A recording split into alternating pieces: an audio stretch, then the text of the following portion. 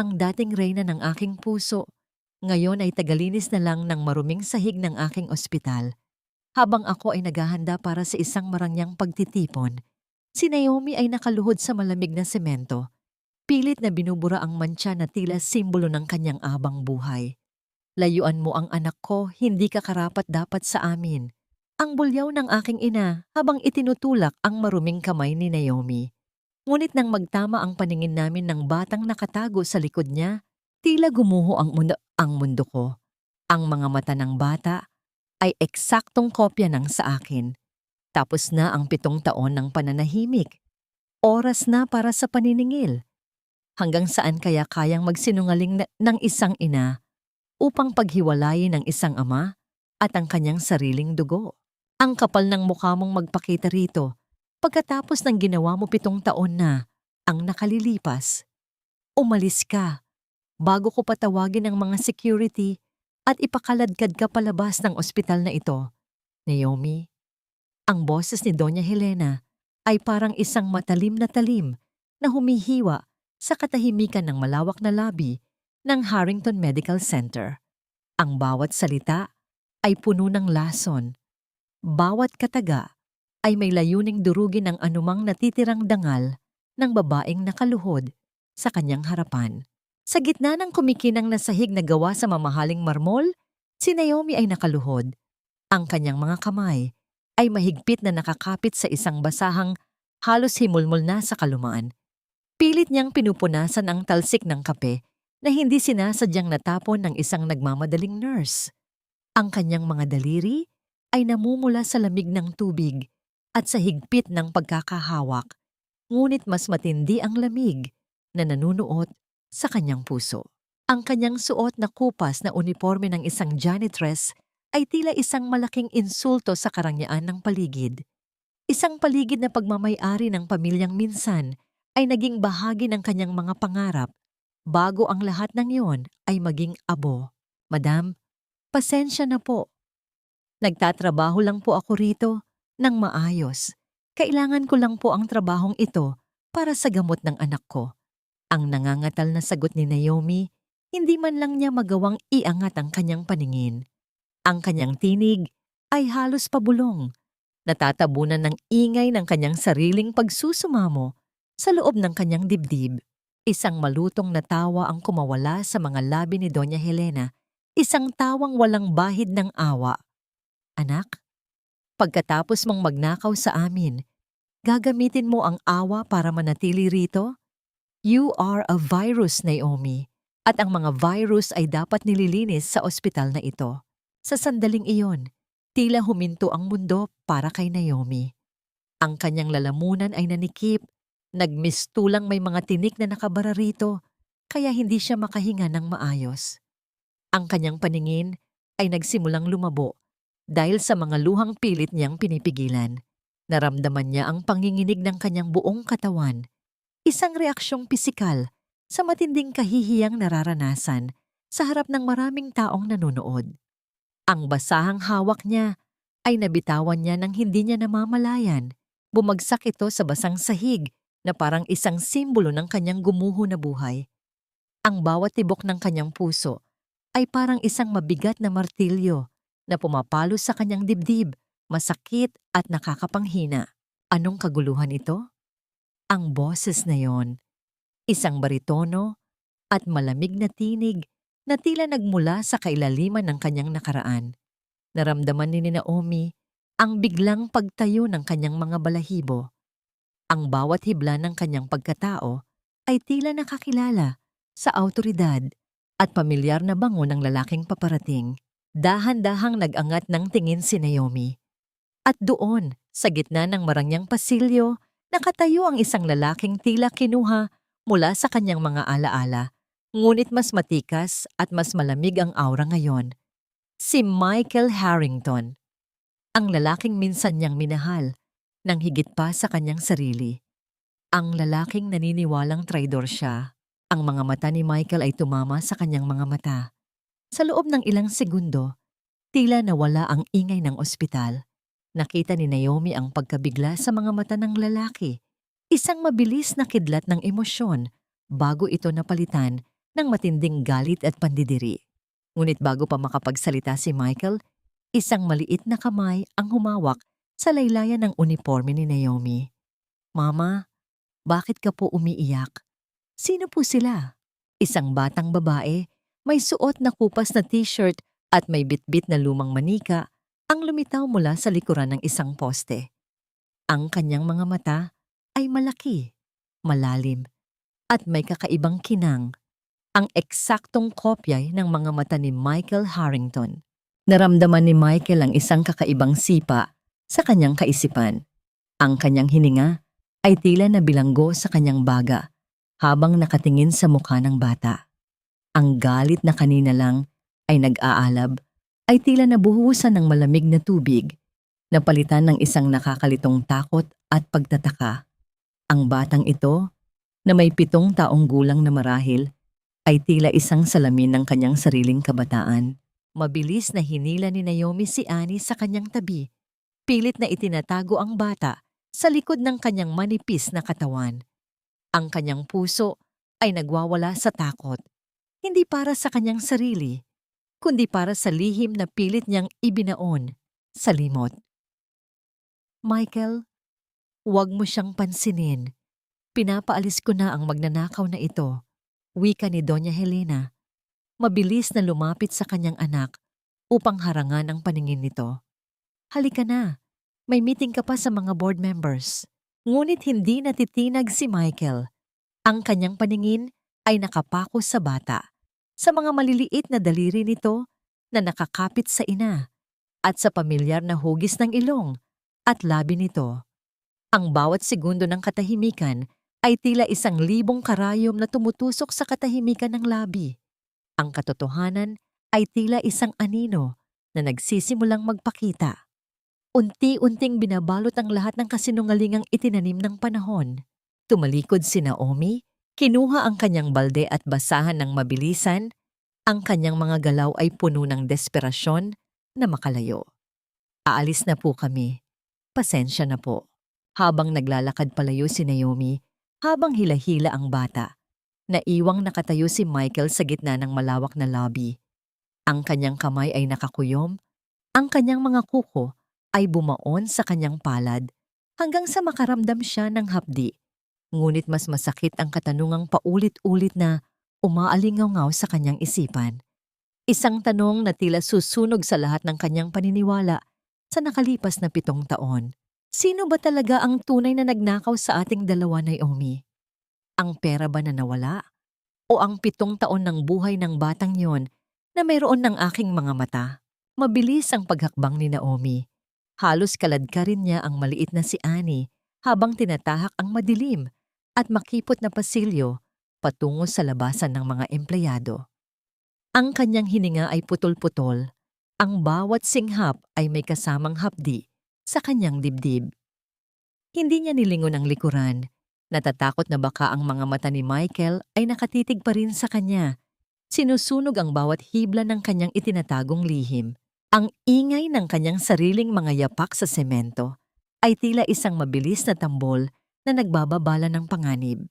"Mama, nasasaktan po ako." Ang mahinang reklamo ni Annie. Biglang napatigil si Naomi. Tumingin siya sa ibaba at nakita ang maliit na braso ng anak na namumula na dahil sa higpit ng kanyang pagkakahawak. Agad niyang niluwagan ito at lumuhod sa harap ng bata.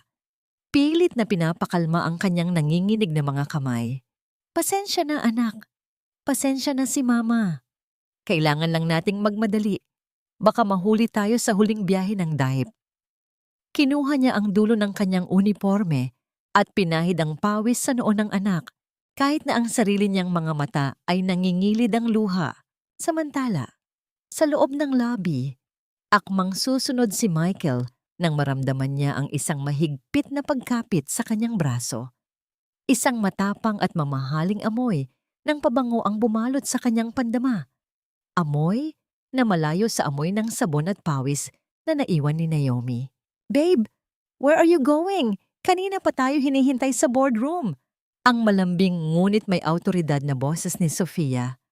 Ang kanyang mapupulang labi ay nakakurba sa isang pilit na ngiti, habang ang kanyang mga mata ay pasimpleng tinitingnan ang direksyong tinahak ni Naomi nang may halong pandidiri. Huwag mo nang sayangin ang oras mo sa mga janitress na yan. My God, ang dudumi nila. Baka mahawa pa tayo ng kung anong germs. Tiningnan ni Michael ang kamay ni Sofia sa kanyang braso. Pagkatapos ay muling tumingin sa kawalan kung saan naglaho ang babaeng nagpabago ng tibok ng kanyang puso. 7 taon na ang nakalilipas. Gusto niyang bawiin ang kanyang braso. Gusto niyang tumakbo at itanong ang lahat ng katanungang bumubuo ng bagyo sa kanyang isipan. Ngunit ang mahigpit na tingin ng kanyang ina, si Doña Helena, ay tila isang tanikala na pumipigil sa kanya. Michael, Sofia is right. Let's go. Ang malamig na utos ni Helena bago ito tuluyang tumalikod. Nang makauwi sa kanilang tagpi-tagping barong-barong sa gilid ng Riles, dahan-dahang pinaupo ni Naomi si Annie sa isang lumang silya. Ang bubong na yari sa kalawiting yero ay tumutulo na dahil sa ambon. Ang bawat patak ng tubig ay lumilikha ng maliliit na bilog sa sahig na semento. Kinuha ni Naomi ang isang piraso ng tinapay na naitabi niya mula sa kanyang tanghalian at ibinigay ito kay Annie. Kain ka na anak, iyan muna ang hapunan natin, sabi ni Naomi habang hinahaplos ang buhok ng bata.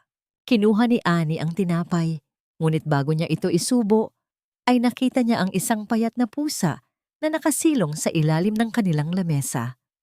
Kinuha ng bata ang kalahati ng tinapay at inilapag ito sa harap ng pusa. Pinapanood ang hayop habang kumakain nang may matamis na ngangiti sa kanyang mga labi. Ang tagpong iyon ay nagpabukal sa emosyon ni Naomi. Ang anak niya, na halos wala nang makain, ay nagagawa pang magbahagi sa iba. Mama, iyong lalaki po kanina sa ospital. Bakit po siya nakatingin sa atin ng ganoon? Tanong ni Annie habang nakatingala sa mga butas sa kanilang bubong. Siya na po ba ang star father na kinukwento mo? Iyong nakatira sa malaking bahay sa langit? Napalunok si Naomi. Ang kanyang lalamunan ay tila tinuyot ng takot. Hindi anak, isang estranghero lang siya. Matulog na tayo, maaga pa ang pasok ni Mama bukas. Sa kabilang bahagi ng lungsod, sa loob ng isang marangyang kwarto na puno ng katahimikan, binuksan ni Michael ang isang lihim na drawer sa kanyang mesa. Kinuha niya ang isang maliit na kahon na gawa sa pilus. Sa loob nito ay ang isang sirang kwintas na may pendant na kalahating puso. Ang tanging naiwan ni Naomi bago ito naglaho. Naalala niya ang gabi ng hinalang pagnanakaw, ang galit ng kanyang ina, ang mga nawawalang pera sa safe, at ang biglaang pag-alis ni Naomi nang walang paliwanag. 7 taon siyang nabuhay sa paniniwalang ipinagpalit siya ni Naomi sa pera. Ngunit ang mga mata ng batang nakita niya kanina, ang mga mata ni Annie, ay hindi nagsisinungaling. Hindi kayang nakawin ng sino mang magnanakaw ang ganitong klaseng pagkakahawig. Agad niyang binuksan ang kanyang laptop at pumasok sa database ng mga empleyado ng Harrington Medical Center. Hinanap niya ang pangalang Naomi Valeriano. Ang bawat pagpindot niya sa keyboard ay tila may kasamang kaba. Nang lumitaw ang file, napatigil ang kanyang paghinga. Sa itaas ng litrato ni Naomi, mayroong isang pulang marka na tila sumasakal sa kanyang buong pagkatao. Ang address na nakasulat ay isang lugar sa Tondo, ngunit sa ilalim ng status ng kanyang lumang aplikasyon, 7 taon na ang nakalilipas, may nakasulat na isang salitang hindi niya maunawaan, deceased. Nanginginig ang mga daliri ni Michael habang hinahaplos ang screen. Bakit idineklara ng ospital na patay na si Naomi 7 taon na ang nakalilipas? At kung patay na siya sa mga record na ito, sino ang babaeng nakaluhod sa lobby at ang batang may kanyang mga mata? Isang malalim na hukay ng kasinungalingan ang nagsisimulang bumukas sa ilalim ng mga paa ni Michael. At sa pagkakataong ito, hindi siya papayag na muling takpan ng alabok ang katotohanan. Sino ang nag-utos na ideklarang patay ang isang taong humihinga pa? Ang baho naman dito. Wala bang ventilation ng area na ito?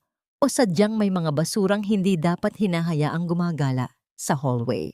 Ang boses ni Sofia ay pumailan lang sa tahimik na pasilyo ng executive wing. kasing talim ng kanyang matitulis na takong na tumatama sa sahig. Nakatayo siya roon, suot ang isang mamahaling dress na gawa sa seda, habang ang kanyang isang kamay ay nakatakip sa kanyang ilong gamit ang isang lace na panyo. Ang kanyang mga mata ay naniningkit habang nakatingin kay Naomi na kasalukuyang nagpupunas ng mga salaming dingding. Hindi sumagot si Naomi. Pinagpatuloy niya ang pagpiga sa basahan kahit na ang kanyang mga palad ay nagsisimula nang magtuklap dahil sa matapang na kemikal ng panlinis na sadyang ibinigay sa kanya ng head nurse. Alam ni Naomi na utos ito ni Doña Helena. Ang bigyan siya ng mga pinakamahihirap na gawain, ang pagurin siya hanggang sa kusa siyang sumuko at lumayas. Ngunit sa tuwing nararamdaman niya ang panghihina ng kanyang mga tuhod, ang mukha ni Annie na naghihintay sa bahay ang nagiging lakas niya. Ang bawat pisil sa basahan ay katumbas ng isang barya para sa maintenance na gamot ng kanyang anak na may mahinang baga. Hoy, kinakausap kita. Bingi ka na rin ba gaya ng pagiging hampas lupa mo? Muling banat ni Sofia, sabay lapit kay Naomi. I heard what happened yesterday. Nakita mo raw si Michael? Let me tell you something, Naomi. Whatever drama you're planning, it won't work. Michael is mine. At hinding-hindi siya titingin sa isang babaeng amoy zone rocks at basura. Tumayo ng tuwid si Naomi at hinarap ang babaeng kumuha ng posisyong dapat ay sa kanya 7 taon na ang nakalipas. Nagtatrabaho lang po ako rito, Ma'am Sofia. Wala akong ibang pakay kundi ang kumita ng marangal. Isang mapait na nangiti ang gumuhit sa labi ni Sofia. Marangal? Ang magnanakaw? Kahit kailan ay hindi magiging marangal. Sa di kalayuan, sa likod ng isang bahagyang nakabukas na pinto ng conference room, nakatayo si Michael. Naririnig niya ang bawat pangungutya ni Sofia. Ang kanyang puso ay parang pinipiga ng isang hindi nakikitang kamay. Nakita niya kung paano nanginginig ang mga balikat ni Naomi, kung paano nito pilit na ibinabaon ang kanyang kuko sa palad upang hindi sumabog sa iyak. Gusto niyang lumabas at patigilin si Sofia, ngunit ang mga salita ng kanyang ina kagabi tungkol sa katotohanan ng pagnanakaw ni Naomi ay tila isang pader na humaharang sa kanya. Nang umalis si Sofia na may kasamang malakas na pag-irap, naiwang mag-isa si Naomi sa pasilyo. Dahan-dahan siyang lumapit sa isang malaking basurahan upang itapon ang ilang mga kalat. Doon, sa ibabaw ng mga itinapong papel at plastik, nakita niya ang isang pamilyar na bote. Isang bote ng pabango na walang laman, ngunit ang disenyo nito ay hinding-hindi niya malilimutan. Iyon ang brand na palaging ibinibigay sa kanya ni Michael noong silang dalawa pa. Dahan-dahang kinuha ni Naomi ang bote at inilapit ito sa kanyang ilong. Isang mahinang amoy ng sandalwood at citrus ang nanunuot sa kanyang pandama, ang amoy ni Michael. Sa loob ng ilang segundo, ipinikit ni Naomi ang kanyang mga mata. Tila bumalik siya sa nakaraan. Sa mga sandaling nakasandal ang kanyang ulo sa balikat ng lalaki habang pinapanood ang mga bituin. Ito na lang ang tanging karangyaan na kaya niyang abutin, ang amoy ng isang kahapong hindi na kailanman babalik. Naomi, bilisan mo riyan. Marami pang lilinisin sa laboratorio.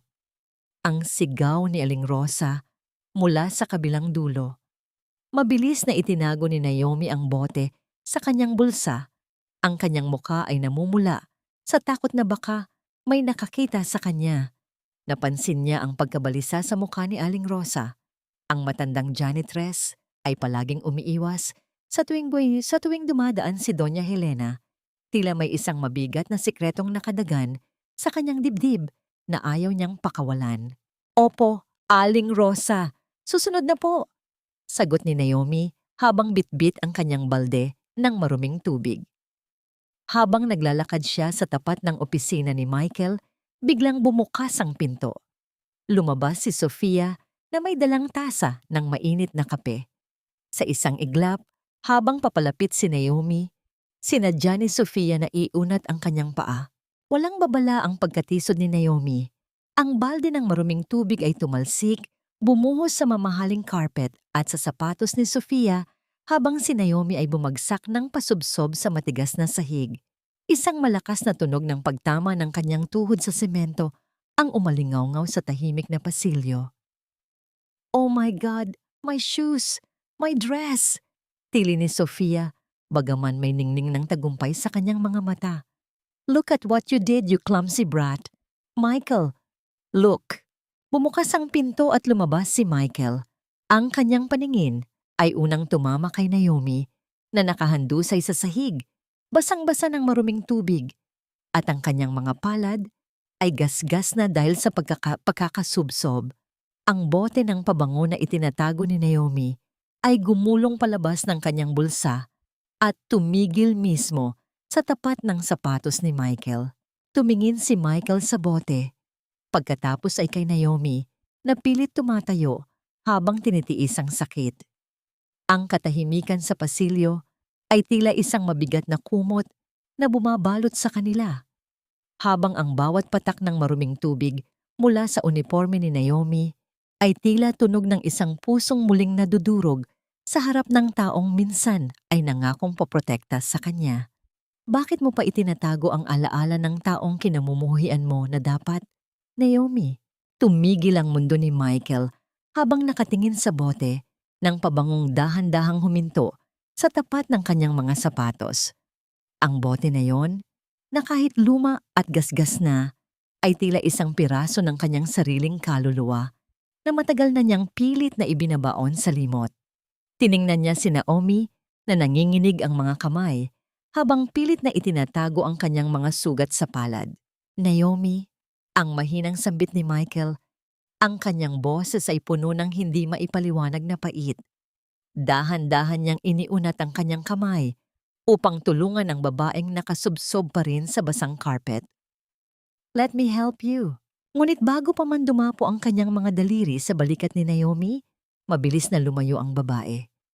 Ang bawat pag-atras ni Naomi ay tila isang sampal sa mukha ni Michael. Nakita niya ang takot sa mga mata nito. Isang takot na hindi dapat nararamdaman ng isang taong minsan niyang niyakap ng buong higpit. "Huwag po, sir. Kaya ko na po. Ako na po ang maglilinis nito." Ang nagmamadaling sagot ni Naomi. Ang kanyang boses ay gumaralgal. Hindi niya magawang tumingin ng diretso kay Michael. Mabilis niyang kinuha ang basahan at pilit na pinunasan ng carpet. Kahit na ang maruming tubig ay humahalo na sa kanyang sariling mga luha. Ang bawat pagkaskas niya sa sahig ay tila isang pagsusumamo na sana ay lamunin na lang siya ng lupa sa tindi ng kahihiyan. "Michael, stop it!" Ang matalim na boses ni Doña Helena ay pumutol sa tensyon. Lumapit ang matandang babae at hinawakan ang braso ng kanyang anak ng may awtoridad. "Don't dirty your hands on her. Kita mo na, she's still the same clumsy, problematic girl. Pinapaalalahanan lang kita, Michael. She's here to cause trouble, not to work." "Ma, nasaktan siya." Ang mahinang pagtatanggol ni Michael. Ang kanyang mga mata ay nanatiling nakapako sa nanginginig na likuran ni Naomi. Humarap si Doña Helena kay Michael. Ang kanyang mukha ay nagbagong anyo, mula sa galit tungo sa isang huwad na pag-aalala. Ito ang sining ng kanyang ina, ang pagpaparamdam na ang bawat kalupitan niya ay para sa ikabubuti ng kanyang anak. "Michael, anak, listen to me." Ganyan din ang ginawa niya 7 taon na. Ang nakalilipas, nagpaawa siya, nakuha ang loob mo, at pagkatapos ay ninakawan tayo. "I am just protecting you and the family name. Don't let your heart blind your judgment again." She is a professional liar. Hindi sumagot si Michael. Pinanood niya si Naomi na mabilis na tumayo at binuhat ang mabigat na balde palayo. Ang bawat hakbang nito ay may kasamang paika-ikang tunog ng sapatos na puno ng tubig. Nang mawala na ang lahat, dahan-dahang yumuko si Michael at hinaplos ang bahagi ng sahig kung saan bumagsak si Naomi. Naramdaman niya ang lamig ng marmol na tila nanunuot sa kanyang mga daliri. Isang lamig na tila sumisimbolo sa layo ng pagitan nila ng babaeng minsan ay naging apoy ng kanyang buhay. Bumalik si Michael sa kanyang opisina, ngunit ang imahe ni Naomi at ng boteng iyon ay hindi maalis sa kanyang isipan. Nilapitan niya ang kanyang vault at kinuha ang isang lumang folder, ang file ng investigasyon 7 taon na ang nakalilipas. Doon, nakita niya ang isang bank statement na ginamit ng kanyang ina bilang matibay na ebidensya laban kay Naomi. Isang transfer ng 500,000 piso patungo sa isang account na nakapangalan kay Naomi Valeriano. Noon, naniwala siya. Ngunit ngayon, habang pinagmamasdan niya ang pirma sa dulo ng dokumento, may isang bagay na tila sumundot sa kanyang hinala. Ang pirma ni Naomi sa dokumento ay tila masyadong maayos, masyadong formal, malayo sa mabilis, at medyo pabilog na paraan ng pagsulat ni Naomi na madalas niyang makita sa mga sulat kamay nito noon. Kaninong pirma talaga ito? Ang pabulong na tanong ni Michael sa sarili. Isang malakas na kabog sa kanyang dibdib, ang tila nagbababala na ang pundasyon ng kanyang galit sa nakalipas na 7 taon ay nagsisimula ng mabitak. Lalabas sana siya upang hanapin ang accountant na nagproseso ng file na yon nang makarinig siya ng isang boses mula sa pasilyo. Isang manipis at gumaralgal na boses ng isang bata na tila naghahanap ng kalinga sa gitna ng malamig at puting pader ng ospital. "Mama! Mama! Nasaan ka na po? Ang sakit po ng dibdib ko, Mama." Ang sigaw na yon ay nagmula kay Annie.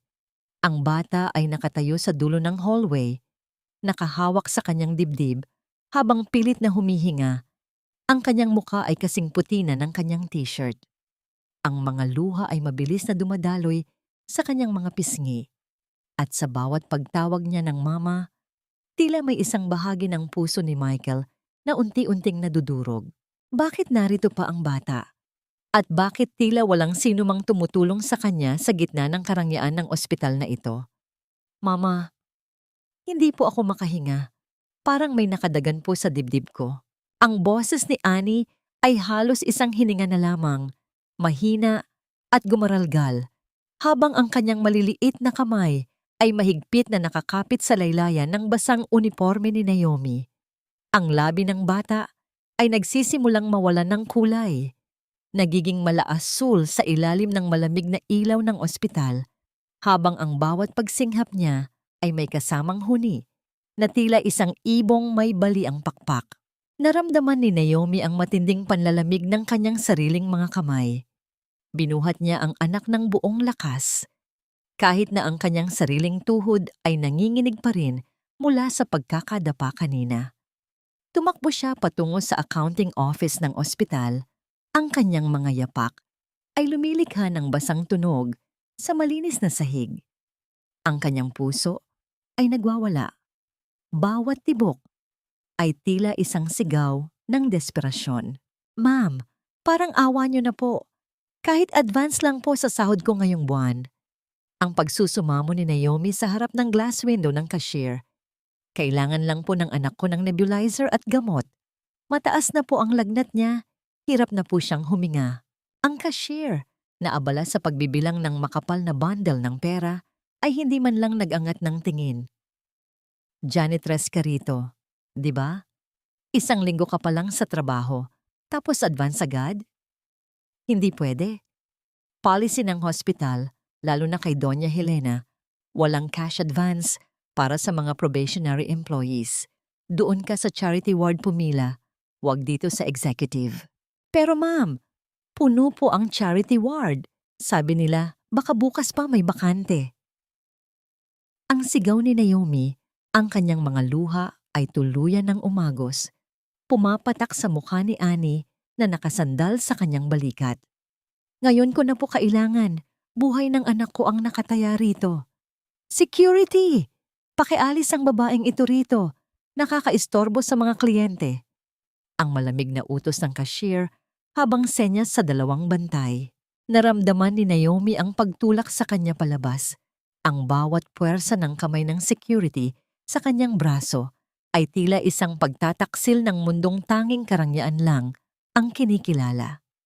Wala siyang nagawa, kundi ang lumabas ng ospital, Bitbit ang anak na unti-unti nang nawawalan ng malay.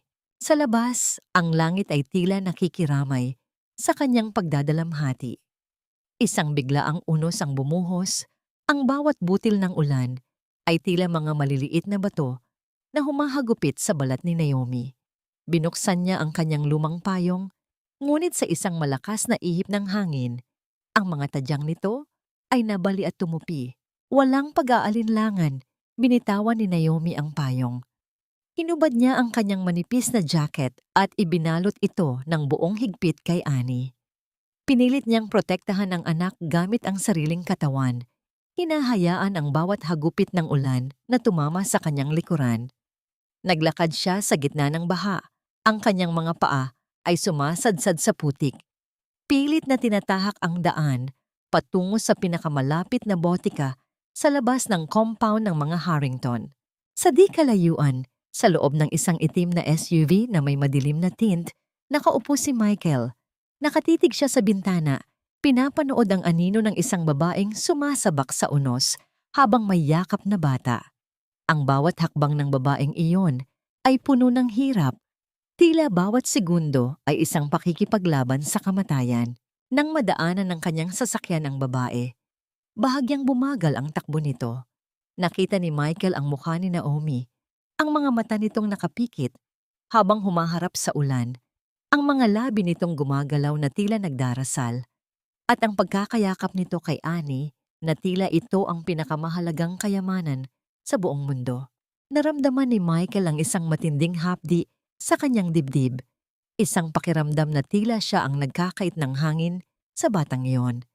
Ang karangyaan sa loob ng kanyang sasakyan, ang malambot na upuan, at ang malamig na aircon ay biglang naging parang isang kulungan na puno ng kasalanan. "Sir, gusto niyo po bang tumigil tayo?" Tanong ng kanyang driver na nakakaramdam sa tensyon ng kanyang amo. Hindi nakasagot si Michael. Ang kanyang kamay ay nakahawak sa door handle, ngunit ang boses ng kanyang ina ay muling umalingaw-ngaw sa kanyang isipan. "She is a professional liar, Michael. Huwag kang magpapadala sa drama niya." Ipinikit ni Michael ang kanyang mga mata ng mariin. Pilit na nilalabanan ang udyok ng kanyang puso. "Ipagpatuloy mo lang ang pagmamaneho." Ang mahinang utos niya, ngunit ang kanyang mga kuko ay bumaon sa leather na upuan. Nakarating si Naomi sa tapat ng kanilang barong-barong. Ang paligid ay lubog na sa tubig, at ang dilim ay tila isang dambuhala na nagnanais lumamon sa kanila. Itinapat niya ang kanyang likod sa pinto ng kanilang bahay upang buksan ito. Ngunit ang kanyang buong katawan ay tila biglang nawalan ng lakas. Ang lamig ng ulan ay nanuot na sa kanyang mga buto, at ang bigat ni Annie ay hindi na kayang pasanin ng kanyang mga nangangatog na bisig. Sa huling pagkakataon, tiningnan ni Naomi ang mukha ng anak. "Konting tiis na lang, Annie. Nandito na si Mama." Ang pabulong niyang pangako bago siya tuluyang bumigay. Bumagsak si Naomi sa maputik na lupa mismo sa tapat ng kanilang pintuan. Yakap-yakap pa rin ang anak na hindi niya binitiwan kahit sa huling sandali ng kanyang malay. Ang ulan ay patuloy na bumubuhos, tila sinusubukang burahin ang bakas ng kanilang paghihirap sa ilalim ng madilim na langit. Mula sa dulo ng kalsada, ang mga ilaw ng sasakyan ni Michael ay nanatiling nakatitig sa kanila mula sa malayo. Parang mga matang puno ng pagsisisi, ngunit hindi makagalaw. Hindi sapat ang lahat ng ginto sa mundo para linisin ang bahid ng kasalanang ito. Sa loob ng kanyang madilim na opisina, hindi makaupo ng matuwid si Michael. Ang bawat patak ng ulan sa labas na tumatama sa salamin ng bintana ay tila mga bulong ng kanyang sariling konsensya. Paulit-ulit na ipinapaalala sa kanya ang imahe ni Naomi na dahan-dahang lumulubog sa putikan habang yakap ang bata. Hindi na siya nakapaghintay. Dinampot niya ang kanyang telepono at tinawagan ang tanging taong alam niyang may natitira pang malasakit sa loob ng malupit na ospital na yon. "Aling Rosa, kailangan ko ang tulong mo." Ang pabulong na bungad ni Michael nang sagutin ng matanda ang tawag. May ipapadala akong mga gamot at pagkain. Ibigay mo kay Naomi, pero parang awa mo na. Huwag mong sasabihing galing sa akin. Sabihin mo ay mula sa isang foundation o donasyon. Sir Michael, baka malaman ito ng inyong ina. Ang nanginginig na sagot ni Aling Rosa mula sa kabilang linya. Ako ang bahala. Gawin mo na lang, Aling Rosa. At pakiusap. Tingnan mo kung humihinga pa sila. Matapos ang tawag, hindi pa rin napalagay si Michael. May isang bahagi ng kanyang alaala, ang pilit na kumakatok. Isang pangalan, isang mukha mula sa nakaraan na matagal nang binura ng kanyang ina sa payroll ng pamilya. Si Mang Jose, ang dating mayordomo ng kanilang mansyon na naging saksi sa lahat ng sikreto ng mga Harrington sa loob ng 3 dekada. Sa loob ng 2 oras, gamit ang kanyang mga koneksyon, natunto ni Michael ang isang maliit at liblib na barangay sa labas ng lungsod. Ang bahay ni Mang Jose ay luma, gawa sa kahoy na kinain na ng anay at amoy alikabok ng nakalipas na panahon. Nang pumasok si Michael, nakita niya ang matanda na nakaupo sa isang tumba-tumba. Ang mga mata nito ay malabo na, ngunit ang alaala ay tila matalas pa rin. Sir Michael, alam ko na darating ang araw na ito. Ang bungad ni Mang Jose, ang kanyang boses ay tila isang tuyong dahon na hinihipan ng hangin. 7 taon ko itong itinatago sa ilalim ng aking unan. Ang bigat, sir. Napakabigat. Lumapit si Michael at lumuhod sa tapat ng matanda. Hinawakan ang kulubot nitong kamay. Mang Jose, sabihin niyo sa akin ang totoo. Ano ang nangyari noong gabing nawala ang pera sa safe? Ninakaw ba talaga yon ni Naomi? Huminga ng malalim ang matanda. Ang kanyang mga mata ay napuno ng luha. Walang ninakaw ang batang iyon, sir. Nakita ko ang lahat mula sa kusina. Ang inyong ina mismo ang kumuha ng pera at inilagay sa bag ni Naomi habang ang bata ay abala sa paghahanda ng inyong hapunan. Pinagbantaan niya ako. Sabi niya, kung magsasalita ako, mawawalan ako ng trabaho at mabubulok sa kulungan. Pero mas matindi ang ginawa niya kay Naomi. Naramdaman ni Michael ang biglang paghinto ng kanyang mundo. Ang hangin sa loob ng maliit na silid ay tila naglaho. Anong banta ang ginawa niya kay Naomi? Ang tanong ni Michael. Ang kanyang tinig ay halos hindi na marinig. Binigyan niya si Naomi ng 2 pagpipilian, sir. Patuloy ni Mang Jose.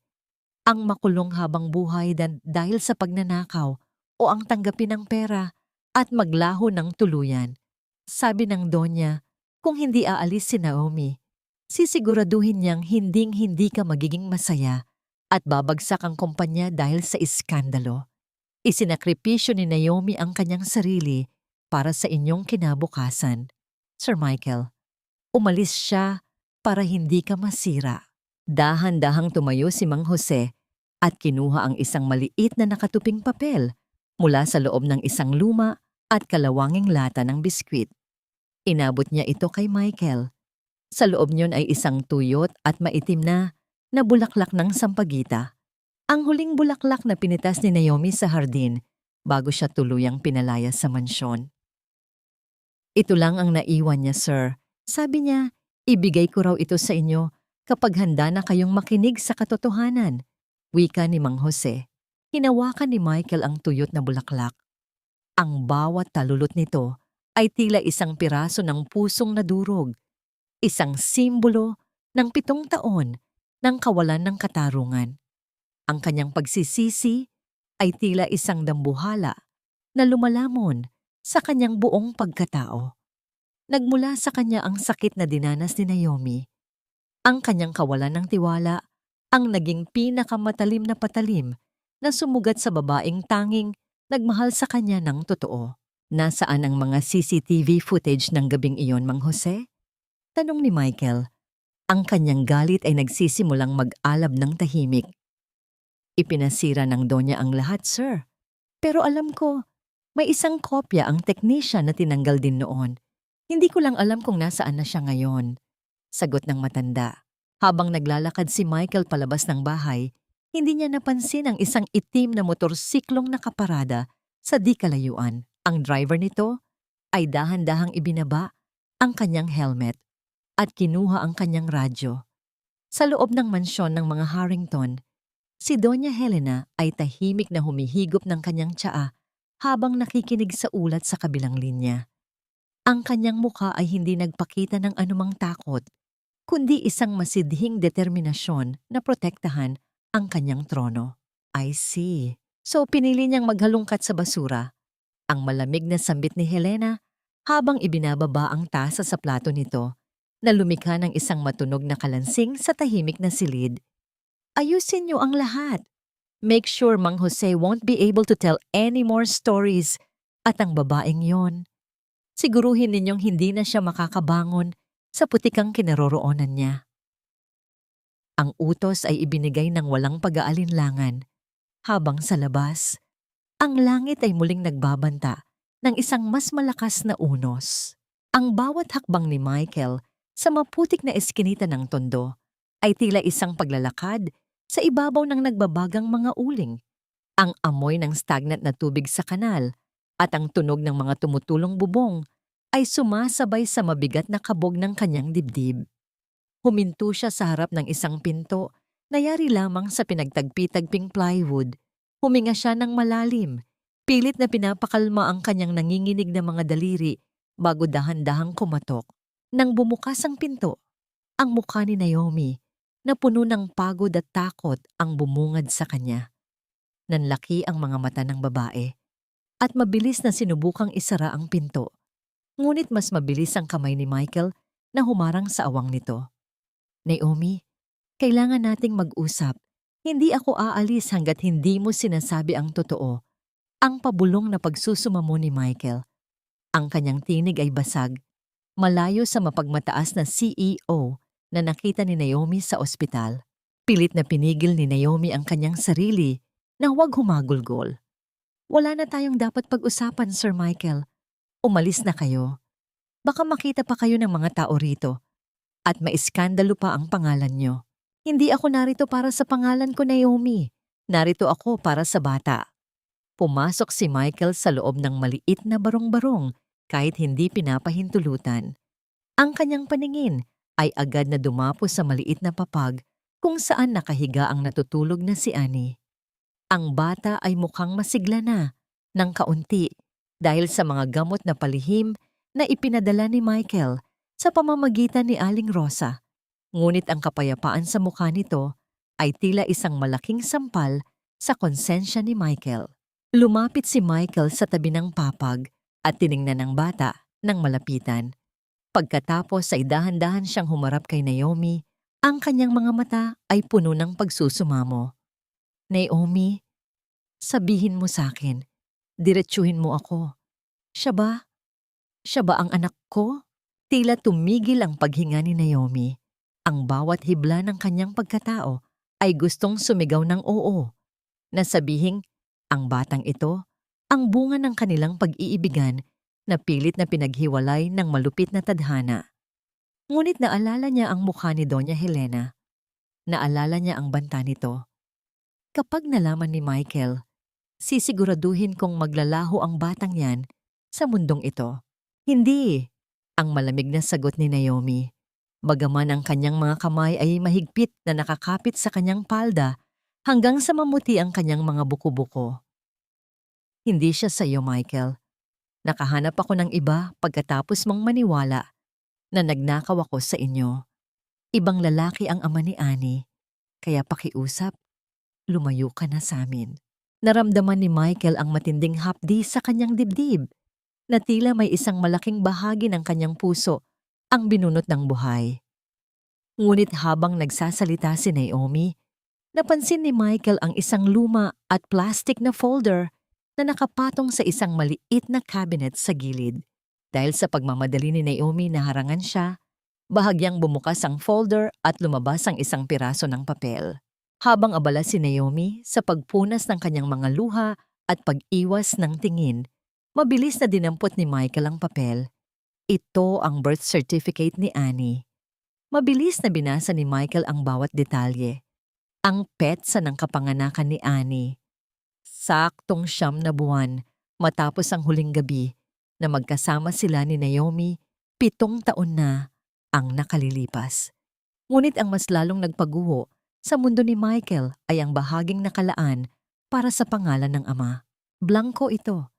Isang mahaba at malungkot na guhit lamang ang nakasulat. Kung may ibang lalaki, bakit blanko ang pangalan ng ama rito, Naomi? Ang mahinang tanong ni Michael. Ang kanyang tinig ay puno ng pait. Habang iwinawagayway ang papel, bakit pinili mong palakihin siyang walang ama kaysa sabihin sa akin ang totoo? Dahil wala siyang ama. Ang pasigaw na sagot ni Naomi, ang kanyang desperasyon ay tuluyan ng bumuhos. Wala siyang ama dahil ang lalaking dapat sana ay narito para sa amin ay ang unang taong naniwalang isa akong kriminal. Ang lalaking dapat sana ay nagprotekta sa amin ang unang naniwala sa mga kasinungalingan ng kanyang ina. Nabitawan ni Michael ang papel. Ang katotohanan ay tila isang malakas na pasabog na nagwasak sa lahat ng kanyang mga depensa. Yumuko siya. Ang kanyang mga balikat ay nanginginig sa pagpigil ng hagulgol. Sa gitna ng kanilang tensyon, dahan-dahang gumalaw si Annie sa kanyang higaan. Idinilat ng bata ang kanyang malalaking mata at tumingin sa mataas na lalaking nakatayo sa kanilang maliit na bahay. Isang matamis at inosenteng ngiti ang gumuhit sa mga labi ng bata. Isang ngiting tila nagmula sa langit. Inabot ni Annie ang kanyang maliit na kamay at hinawakan ang dulo ng daliri ni Michael. Ikaw po ba? Ikaw po ba ang anghel na pinadala ni God? Ang mahinang tanong ng bata. Ang kanyang tinig ay puno ng pagkamangha. Sabi po ni Mama, kapag naging mabait ako, may darating na anghel para protektahan kami. Ikaw na po ba yun? Hindi nakapagsalita si Michael. Naramdaman niya ang init ng maliit na kamay ng bata. Isang init na tila nagdurugtong sa kanyang kaluluwa sa batang ito. Sa sandaling iyon, alam ni Michael na wala ng halaga ang anumang yaman o pangalan sa mundo. Ang batang ito ay dugo ng kanyang dugo at ang kanyang katahimikan ay kailangang matapos. Ngunit sa labas ng barong-barong, isang pares ng mga mata ang nakatitig sa kanila mula sa loob ng isang madilim na sasakyan. Habang ang isang cellphone ay nakatapat sa kanila, kinukuhanan ang bawat tagpo ng kanilang muling pagkikita. Ang bawat larawan sa screen ng kanyang cellphone ay tila isang patak ng asidong tumatama sa balat ni Sofia. Ang imahe ni Michael na nakaluhod sa loob ng isang maduming barong-barong, habang hawak ang kamay ng anak ng magnanakaw na yon, ay nagpabukal sa kanyang dugo.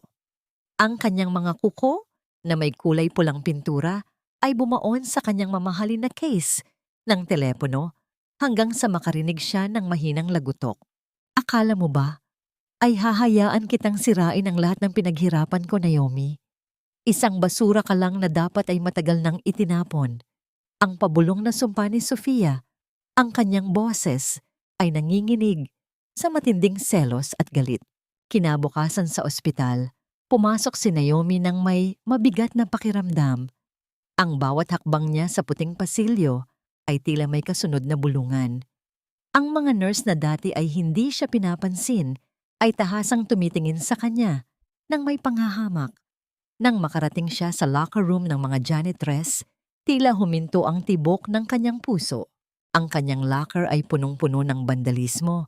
Gamit ang pulang pintura, nakasulat sa pinto nito ang malalaking letra ng salitang magnanakaw at malandi. Ang kanyang sapatos na panlabas ay itinapon sa loob ng isang basurahan na puno ng nabubulok na pagkain at ang kanyang maliit na bag ay hinati-hati gamit ang gunting. Ang tanging litrato ni Annie na nakadikit sa loob ay punit-punit na rin at may mantsa ng kape. Naramdaman ni Naomi ang panghihina ng kanyang mga tuhod. Napasandal siya sa pader.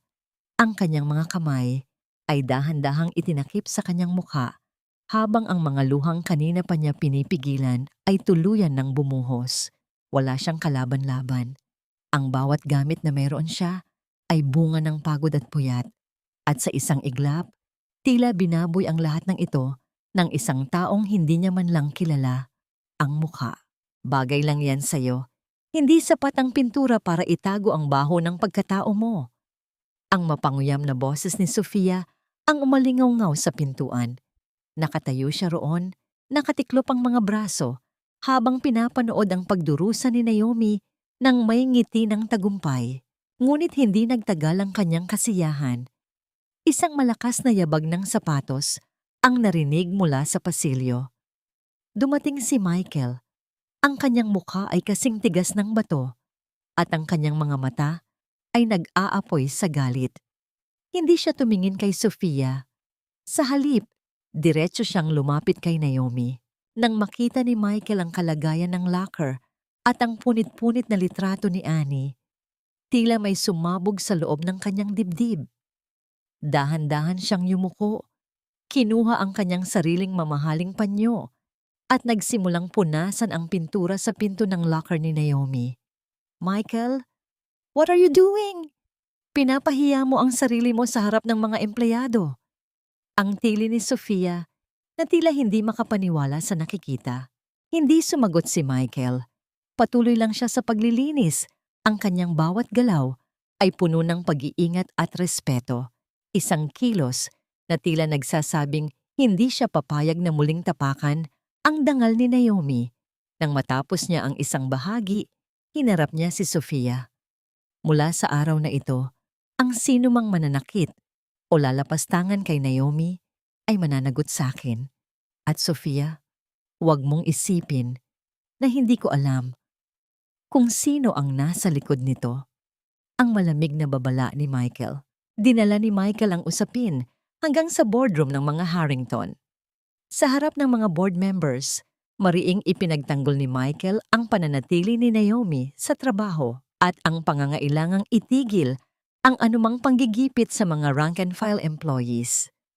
Ang bawat salita niya ay puno ng awtoridad, isang pagpapakita na handa niyang banggain ang sinuman para sa katarungan.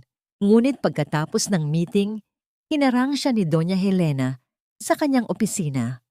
Ang matandang babae ay hindi na sumisigaw. Sa halip, ang kanyang boses ay naging kasing lamig ng yelo. Isang boses na mas nakakatakot kaysa sa anumang bulyaw. Michael, nakalimutan mo na ba kung sino ang nagbigay sa iyo ng upuang kinalalagyan mo ngayon? Nakalimutan mo na ba ang utang na loob mo sa pamilyang ito? Ang tanong ni Helena habang dahan-dahang inilalapag ang isang legal na dokumento sa mesa. Kung ipagpapatuloy mo ang pagprotekta sa babaeng iyan at sa kanyang anak, sisiguraduhin kong matatanggalan ka ng karapatan sa lahat ng yaman ng mga Harrington. I will disinherit you, Michael. Iiwan kita sa kalsada na kasing pulubi ng babaeng pinoprotektahan mo. Awesome ni Napatitig si Michael sa dokumento. Ang kanyang kinabukasan, ang kanyang kapangyarihan, at ang lahat ng kanyang pinaghirapan ay nakataya sa isang pirma ng kanyang ina.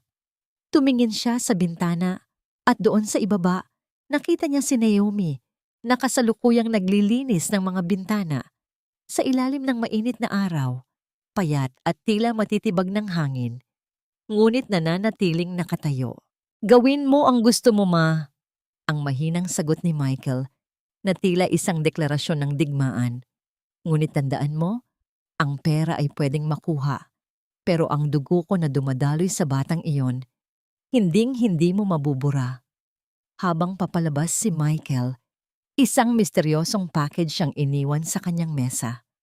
Wala itong pangalan ng nagpadala, ngunit sa loob nito ay isang maliit na envelope na naglalaman ng mga resulta ng isang DNA test na hindi niya kailanman ni-request. Sino ang lihim na nagmamasid at nagpadala ng katotohanan ito sa kanyang pintuan? 99%, isang numero na tila naging hatol ng kamatayan sa lahat ng aking mga paninindigan at galit sa nakalipas na 7 taon. Ang mga kamay ni Michael ay nanginginig habang hawak ang puting papel na naglalaman ng katotohanan. Ang bawat letra, ang bawat pirma ng doktor ay tila mga buhay na saksi na sumisigaw sa kanyang mukha. Si Annie, ang batang itinaboy niya, ang batang hinayaan niyang maglakad sa ulan, ang batang inakala niyang bunga ng pagkakasala ay dugo ng kanyang sariling dugo. Naramdaman ni Michael ang biglang paninikip ng kanyang dibdib. Ang hangin sa loob ng kanyang malawak at marangyang opisina ay tila naglaho, pinalitan ng isang suffocating na pakiramdam ng pagsisisi. Napaupo siya sa kanyang leather chair, ngunit tila ang bawat sulok ng silid ay nagpapaalala sa kanya ng kanyang kawalang puso. 7 taon. 7 taon na ang kanyang anak ay lumaki sa gutom, sa hirap, at sa kawalan ng ama, habang siya ay nagpapakasasa sa kayamanan. Patawarin mo ako, Annie. Patawarin mo ako, Naomi. Ang pabulong niyang panalangin na hinaluan ng mahihigpit na hikbi. Ang kanyang mga luha ay pumatak sa dokumento. Binabasa ang bahagi kung saan nakasulat ang kanyang pangalan bilang ama. Sa unang pagkakataon, sa loob ng 7 taon, naramdaman ni Michael na siya ang pinakamahirap na tao sa mundo. Sa kabila ng bilyon-bilyong halaga ng kanyang ari-arian, dahan-dahan siyang tumayo. Dinala ng kanyang mga paa patungo sa isang malapit na mall bago ito magsara. Pumasok siya sa isang toy store, nalilito sa gitna ng mga naglalakihang istante ng mga laruan. Kinuha niya ang pinakamagandang manika na nakita niya. Isang manikang may malalaking mata na tila nagpapaalala sa kanya kay Annie. Bumili rin siya ng mga prutas, gatas, at mga gamot na alam niyang kailangan ng bata. Nang marating niya ang barong-barong ni Naomi, ang kadiliman ng eskinita ay tila mas lalong nagpabigat sa kanyang kalooban. Kumatok siya, at nang bumukas ang pinto, ang mukha ni Naomi na puno ng pagod at hinala ang bumungad sa kanya. Michael, anong ginagawa mo rito sa ganitong oras?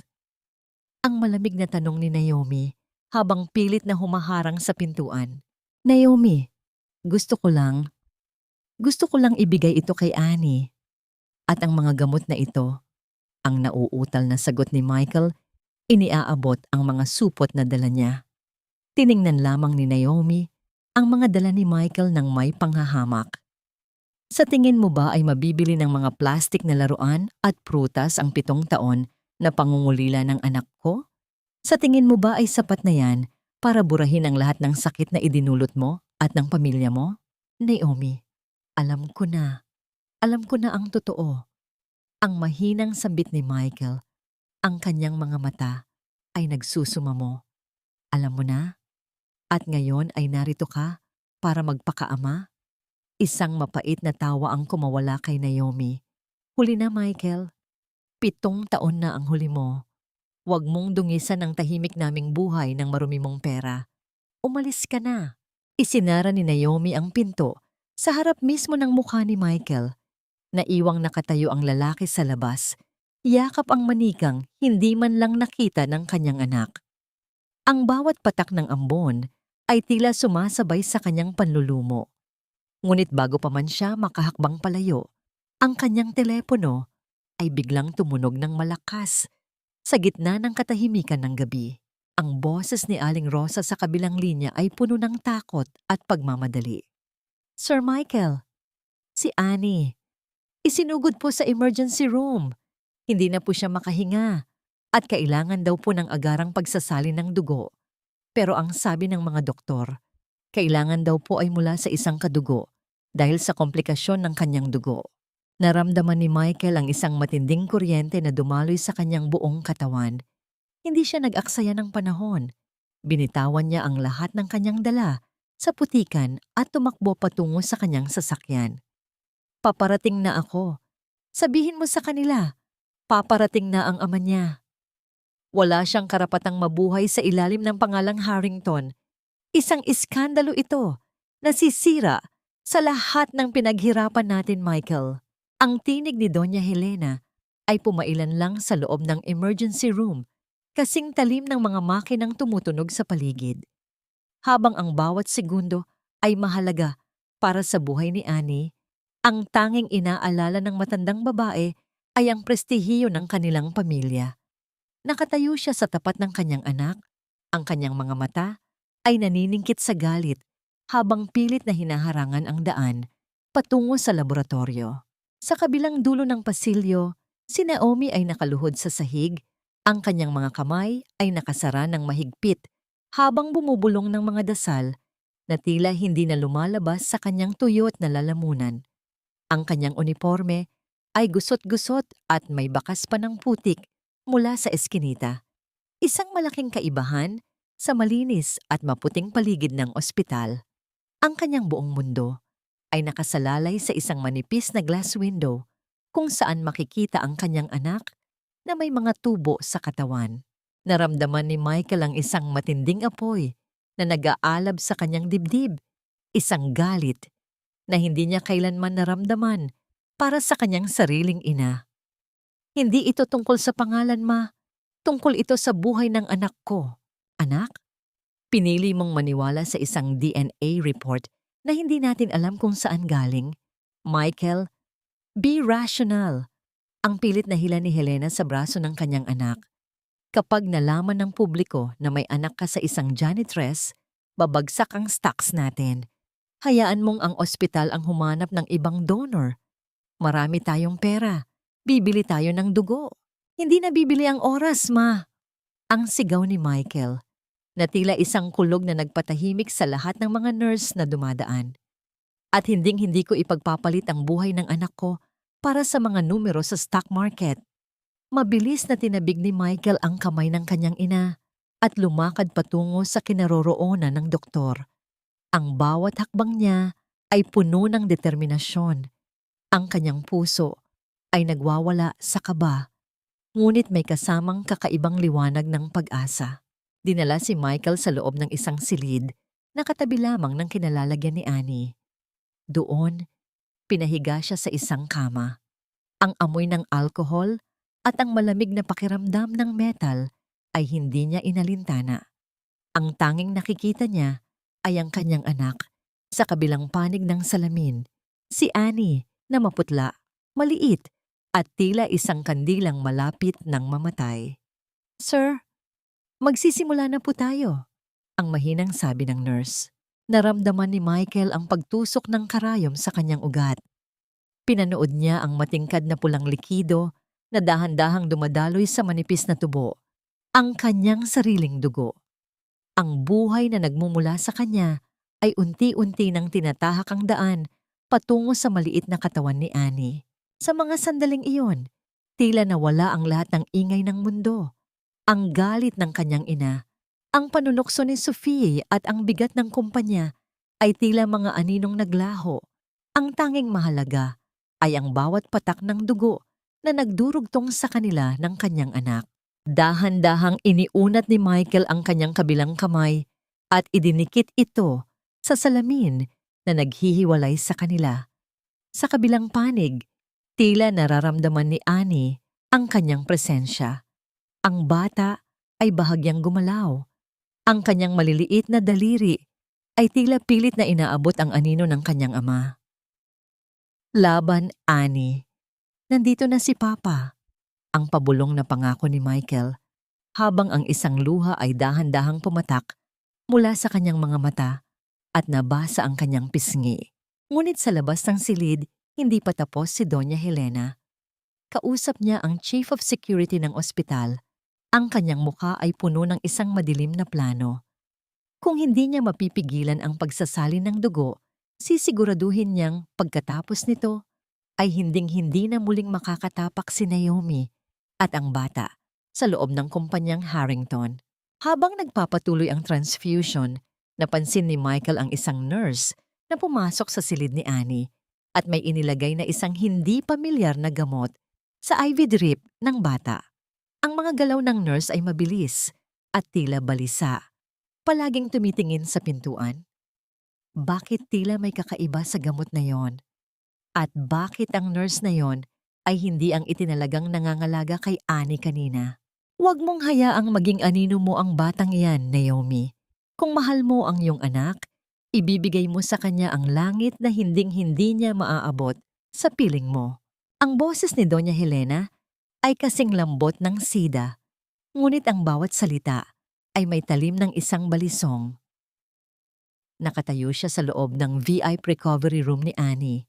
Suot ang kanyang pinakaeleganting puting terno, habang ang kanyang mukha ay kakikitaan ng isang huwad na awa. Lumapit siya kay Naomi at dahan-dahang hinawakan ng kamay ng babae. Isang hawak na tila nagpaparamdam ng kapangyarihan kaysa sa kalinga. Nakatitig si Naomi sa kanyang anak na mahimbing na natutulog. Ang pisngi nito ay mayroon ng bahagyang kulay rosas, salamat sa dugo ni Michael. Ang tunog ng monitor sa gilid ng kama ay nagbibigay ng regular na ritmo sa katahimikan ng silid, tila isang paalala kung gaano kahina ang buhay na pilit niyang pinoprotektahan. Madam, ano po ang ibig ninyong sabihin? Ang mahinang tanong ni Naomi, ang kanyang tinig ay tuyot at puno ng pag-aalinlangan. Inilabas ni Helena ang isang checkbook at isang makapal na envelope mula sa kanyang mamahaling bag. Isang tseke na may sapat na halaga para sa operasyon ni Annie sa Amerika at mga papeles para sa inyong bagong buhay sa ibang bansa. Doon, magiging prinsesa ang anak mo. Magkakaroon siya ng pinakamagagandang damit, pinakamahusay na paaralan, at kinabukasan na hinding-hindi mo maibibigay bilang isang janitress dito sa Pilipinas. Ngunit si Michael, ang pabulong na kontra ni Naomi. Si Michael ay may obligasyon sa pamilyang ito, Naomi. Putol ni Helena, ang kanyang mga mata ay naging kasing lamig ng yelo. Ang pananatili niyo rito ay magiging pabigat lang sa kanya. Sisirain mo ang kanyang career, ang kanyang reputasyon, at ang kanyang pagkakataong magkaroon ng pamilyang naaayon sa kanyang katayuan. Isipin mo ang anak mo. Gusto mo ba siyang lumaki sa eskinita habang tinatawag na anak sa labas ng isang makapangyarihang lalaki? O gusto mo siyang lumaki sa ibang bansa na may dangal at yaman? Naramdaman ni Naomi ang matinding bigat sa kanyang dibdib.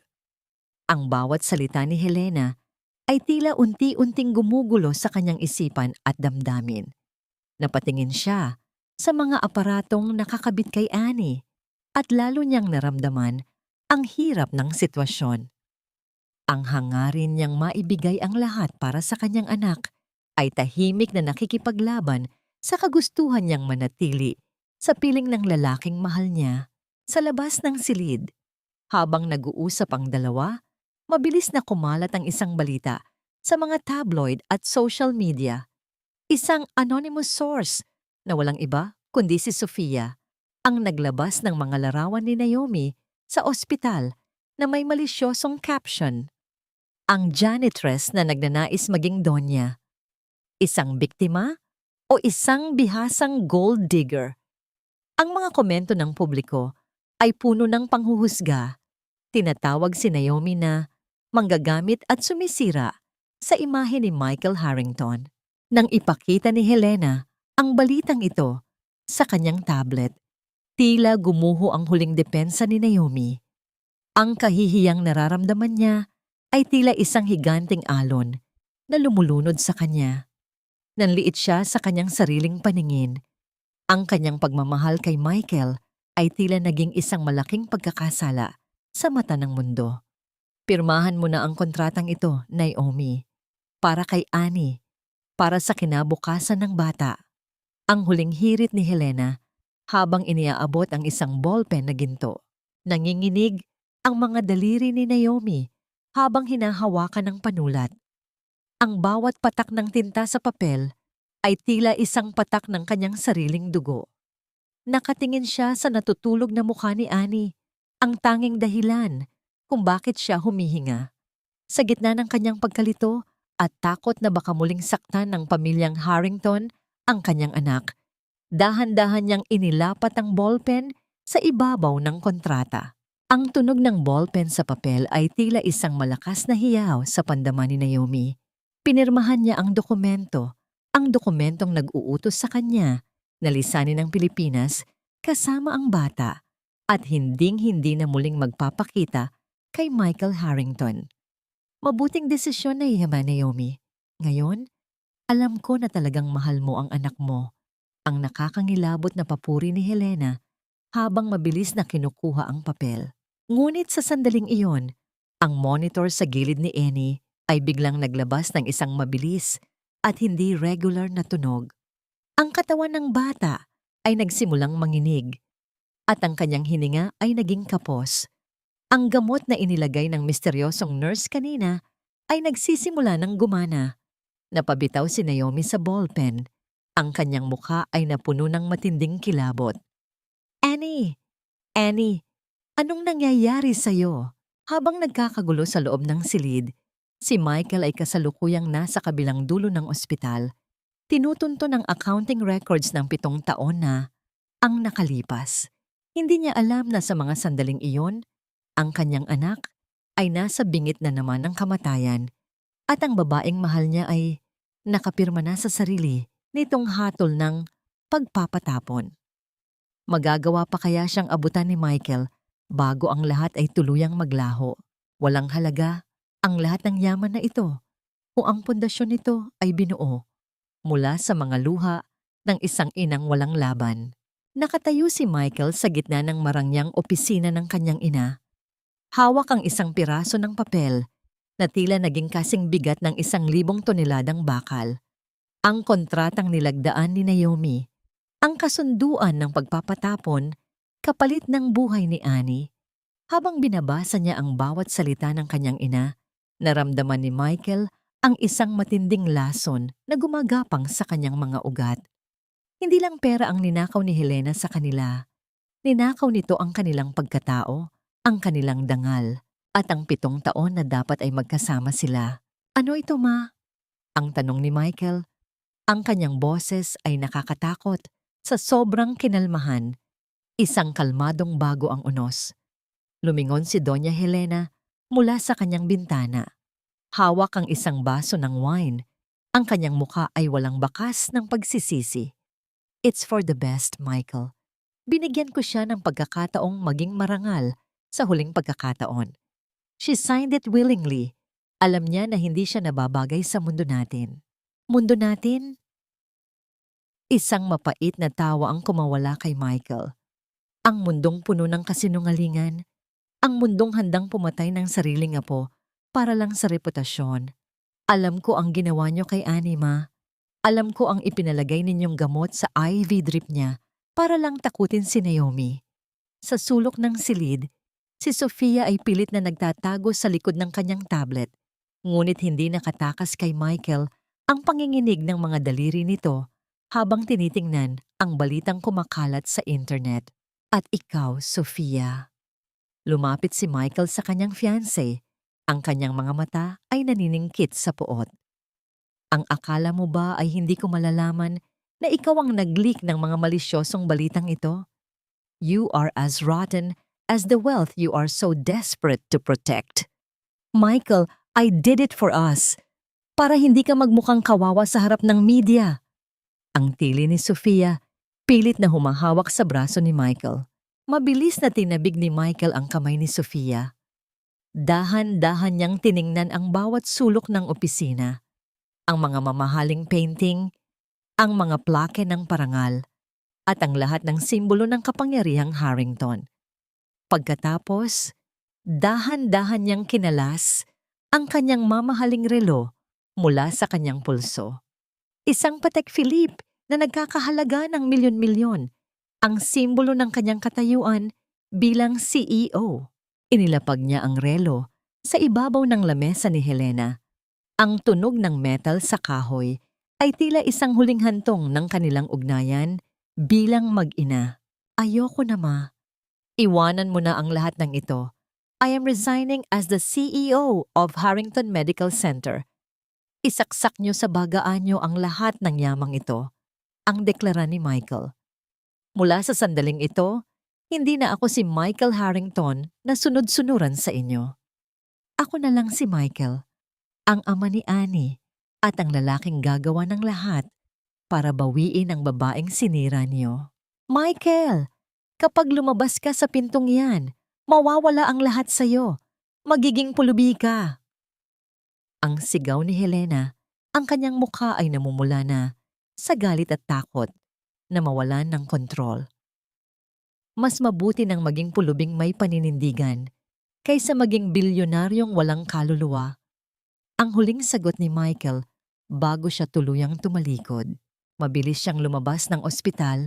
Ang bawat hakbang niya ay puno ng desperasyon.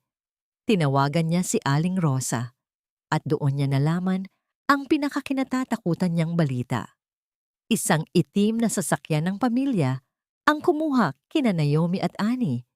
10 minuto pa lang ang nakakalipas. Dinala sila sa airport para sa huling biyahe palabas ng bansa. Sumakay si Michael sa kanyang sariling sasakyan.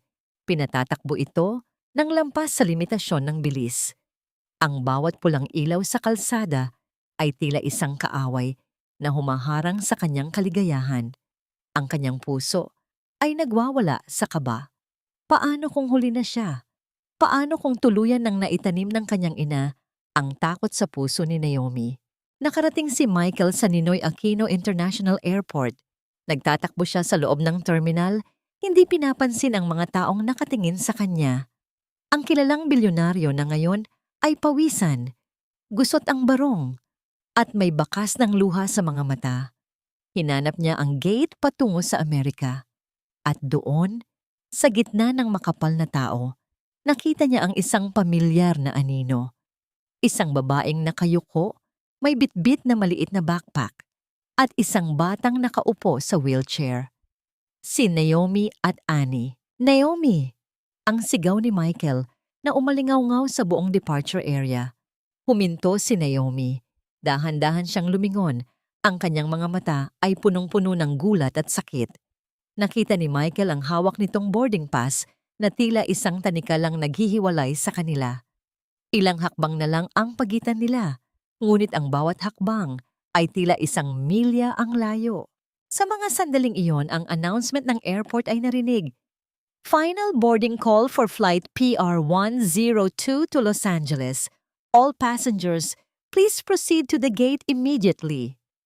Tumingin si Naomi kay Michael pagkatapos ay sa pintuan ng eroplano. Ang bawat patak ng luha sa kanyang pisngi ay tila isang pagsusumamo. Tatakbo ba siya sa bisig ng lalaking minsan na siyang binitawan? O tuluyan na siyang lalayo para sa kaligtasan ng kanilang anak? Naomi, huwag! Pakiusap! Makinig ka sa akin!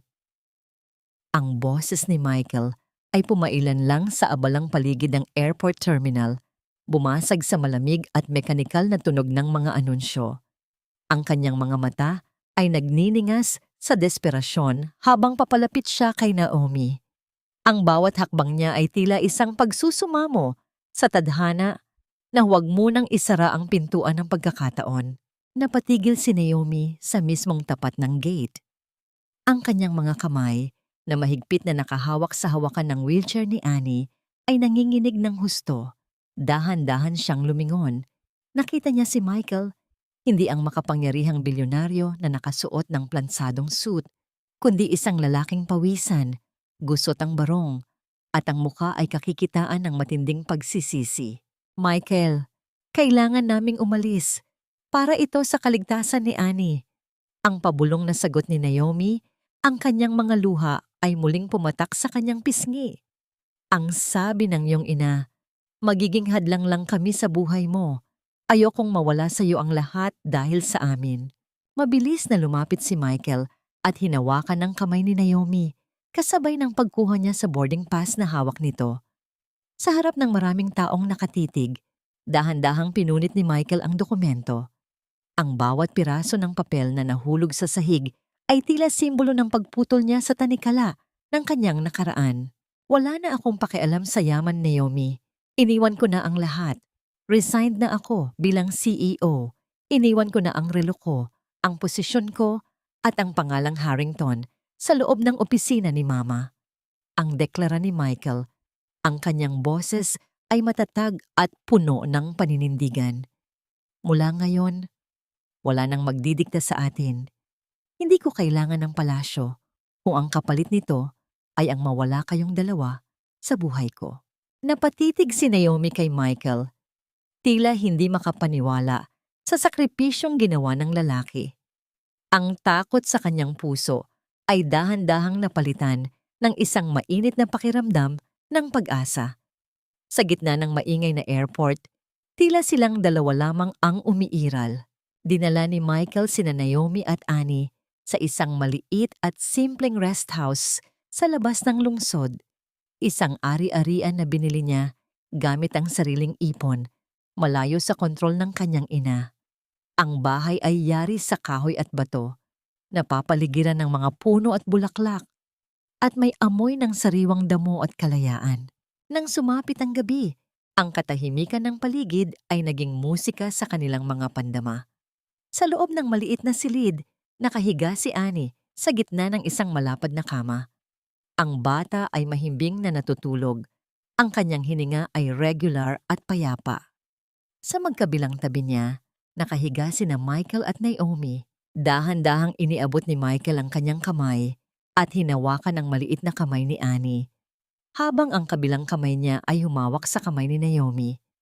Ang kanilang mga daliri ay nagtagpo sa ibabaw ng kumot, isang tahimik na tipan ng pagkakaisa. Salamat, Michael, sa pagpili sa amin. Ang mahinang bulong ni Naomi habang nakasandal ang kanyang ulo sa balikat ng lalaki. Hindi niyo alam kung gaano ko katagal hinintay ang sandaling ito, sagot ni Michael habang hinahalikan ang noo ni Naomi. Ang simpleng buhay na ito ang tunay na yaman.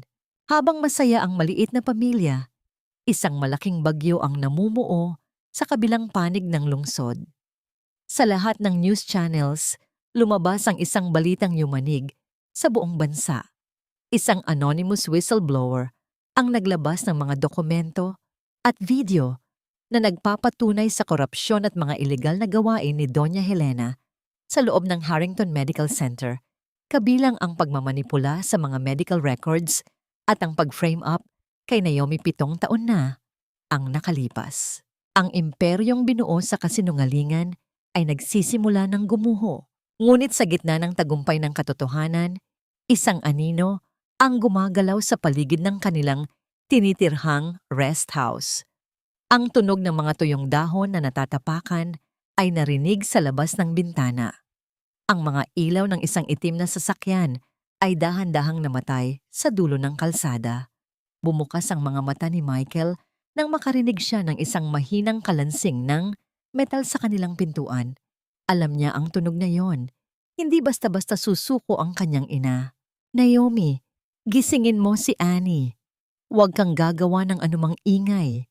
Ang pabulong na babala ni Michael habang dahan-dahan siyang bumabangon at kinukuha ang isang mabigat na kahoy na pangharang. Sino ang nagpadala ng mga tauhang ito sa gitna ng gabi? At handa na nga ba si Michael na harapin ang huling hagupit ng galit ng kanyang sariling ina? Ang bawat ilaw ng kamera sa loob ng malawak na lobby ng Harrington Medical Center ay tila mga bituing nagmamasid sa isang nakatakdang paghuhukom. Ang bulungan ng mga mamamahayag ay nagmistulang isang maugong na dagat, naghihintay sa bawat salitang lalabas sa bibig ng lalaking binuo at sinira ng pangalang Harrington. Sa gitna ng entablado, nakaupo si Doña Helena ng may labis na gilas. Ang kanyang suot na itim na terno ay kumikinang sa ilalim ng mga spotlight at ang kanyang mukha ay kasing tigas ng marmol. Naniniwala siya na sa araw na ito, luluhod ang kanyang anak sa kanyang harapan upang humingi ng tawad at ibalik ang karangalan ng pamilya. Sa tabi niya, si Sofia ay pilit na nag-aayos ng kanyang buhok, suot ang isang nangiting tila nagsasabing siya pa rin ang nagwagis sa dulo. Ngunit ang katahimikan ay biglang bumalot sa paligid nang bumukas ang malaking pinto sa dulo ng lobby. Pumasok si Michael, hindi suot ang kanyang mamahaling suit, kundi isang simpleng puting barong na tila sumisimbolo sa isang bagong simula. Ngunit ang mas lalong nagpasinghap sa lahat ay ang mga taong kasama niya. Sa kanyang kanan, suot ang isang disente, ngunit simpleng asul na damit ay si Naomi. Ang kanyang mukha ay wala na ang bakas ng dumi at pagod, kundi isang tahimik na dangal na matagal nang ninakaw sa kanya. At sa kanyang kaliwa, bitbit ni Michael ang maliit na si Annie na nakasuot ng isang puting bestida at may hawak na maliit na bulaklak. "Michael, anong kahibangan ito? Umalis kayo rito." Ang pabulong na bulyaw ni Helena nang makalapit ang tatlo. Ang kanyang boses ay nanginginig sa pagitan ng galit at takot. Hindi siya pinansin ni Michael. Tumayo ang lalaki sa harap ng mga mikropono. Ang kanyang paningin ay diretso sa mga kamera na naglalabas ng live feed sa buong bansa.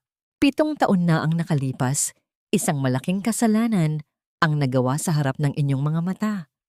Ang simula ni Michael, ang kanyang boses ay matatag at umaalingaw-ngaw sa bawat sulok ng gusali. 7 taon na ang isang inang walang laban ay pinagbintangan, pinalayas at pinagkaitan ng katarungan. Ngayon, ititigil ko na ang kasinungalingang yon. Mabilis na pinindot ni Michael ang isang remote at sa malaking screen sa likuran nila, lumitaw ang isang video. Hindi ito malinaw, ngunit sapat na para makita ang isang babaeng nakasuot ng alahas, si Doña Helena, na dahan-dahang inilalagay ang mga bundle ng pera sa bag ni Naomi habang ang huli ay nakatalikod.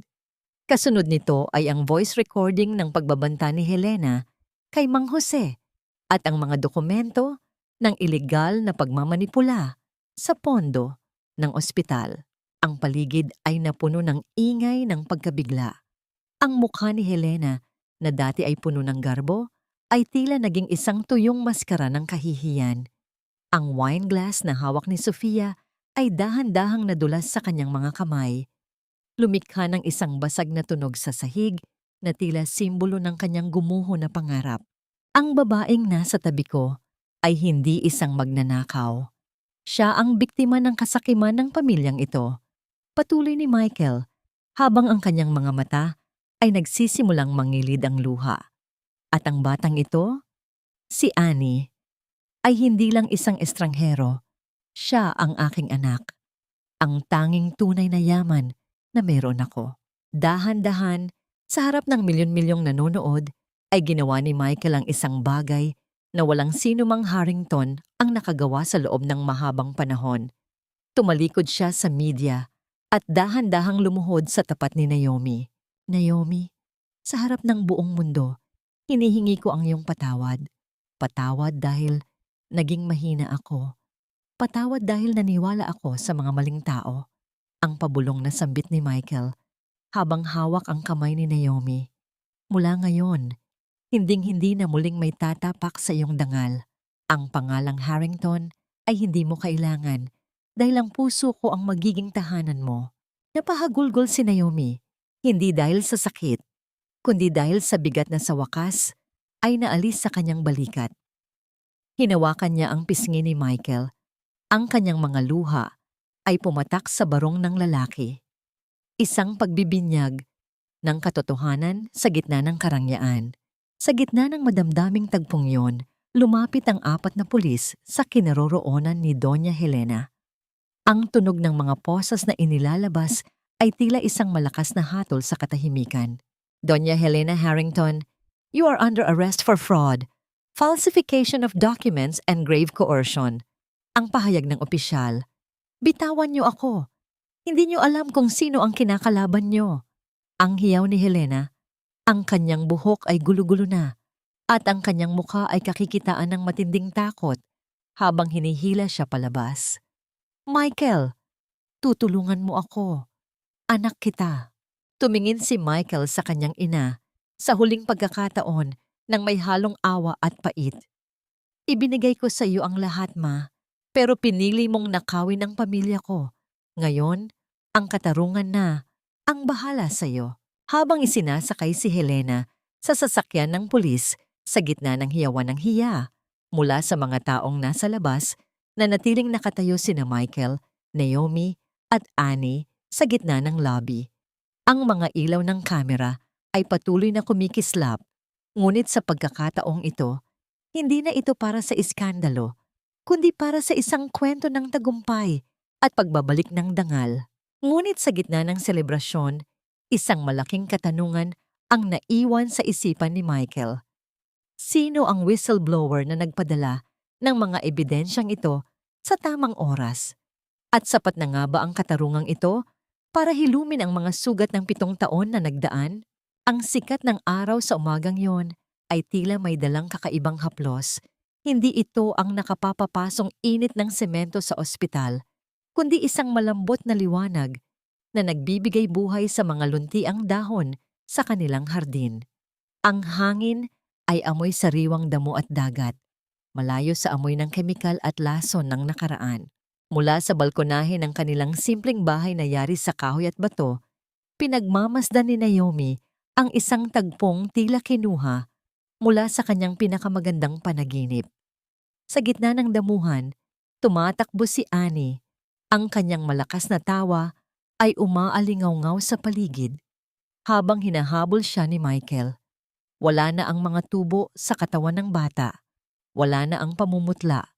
Tanging ang sigla ng isang batang sa wakas ay nakaramdam ng kalinga ng isang ama ang makikita. Papa, bilisan mo! Hindi mo ako mahuhuli. Ang masayang sigaw ni Annie, ang kanyang buhok ay lumilipad sa hangin. Napatigil si Michael. Hinihingal. Ngunit may pinakamalapad na ngiti sa kanyang mga labi. Binuhat niya ang anak at inikot ito sa ere. Ang kanilang mga tawa ay nagsama, lumikha ng isang himig ng kaligayahan na 7 taong ipinagkait sa kanila. Sa sandaling iyon, si Michael ay hindi na ang makapangyarihang CEO na kinatatakutan ng lahat, kundi isang lalaking natagpuan ang kanyang tunay na layunin sa bawat yakap ng kanyang anak. Dahan-dahang lumapit si Naomi sa kanila, bitbit ang isang tray ng sariwang prutas. Nang mapansin siya ni Michael, ibinaba nito ang bata at lumapit sa kanya. Kinuha ni Michael ang tray at inilapag sa mesa. Pagkatapos ay dahan-dahang hinawakan ang magaspang ngunit mapagmahal na mga kamay ni Naomi. Mahal, ayos ka lang ba? Ang mahinang tanong ni Michael. Ang kanyang mga mata ay puno ng pagsamba. Ngayon lang ako naging ganito kaayos, Michael. Sagot ni Naomi. Ang kanyang tinig ay payapa. Salamat sa pagbibigay sa amin ng pagkakataong ito. Akala ko, habang buhay na kaming magiging anino sa dilim. Hinding-hindi na muli, Naomi. Kayo ang liwanag ko. Tugon ni Michael. Sandali silang natahimik habang pinagmamasdan ang dahan-dahang paglubog ng araw sa abot-tanaw. Naalala ni Michael ang kanyang pagbisita sa kanyang ina sa bilangguan noong nakaraang linggo. Nakita niya si Doña Helena na nakaupo sa isang malamig na sulok. Wala na ang garbo, wala na ang kapangyarihan. Bagaman may pait pa rin, pinili ni Michael na magpatawad. Hindi para sa kanyang ina, kundi para sa sarili niyang katahimikan. Ang puot ay isang mabigat na bagahe na ayaw na niyang bitbitin sa kanilang bagong simula. Kinuha ni Michael ang isang maliit at simpleng kahon mula sa kanyang bulsa. Hindi ito ang singsing na may pinakamalaking brilyante, kundi isang simpleng gintong banda na may nakaukit na pangalan nilang 3 sa loob. Naomi Valeriano, tinanggap mo na ang dugo ko para kay Annie. Ngayon, tatanggapin mo ba ang pangalan ko at ang buong buhay ko? Ang pabulong na alok ni Michael habang dahan-dahang isinusuot ang singsing sa daliri ni Naomi. Hindi na kailangan ng maraming salita. Ang sagot ni Naomi ay isang matamis na halik na hinaluan ng mga luha ng kagalakan. Sa ilalim ng nagbabagong kulay ng langit, ang dating janitress at ang dating bilyonaryo ay naging magkatumbas sa harap ng pag-ibig. Mahal kita, Michael, ang huling sambit ni Naomi habang nakasandal ang kanyang ulo sa dibdib ng lalaki. Pinakikinggan ang bawat tibok ng puso nito na tila nagsasabing, nandito na tayo. Sa wakas, nasa tahanan na tayo.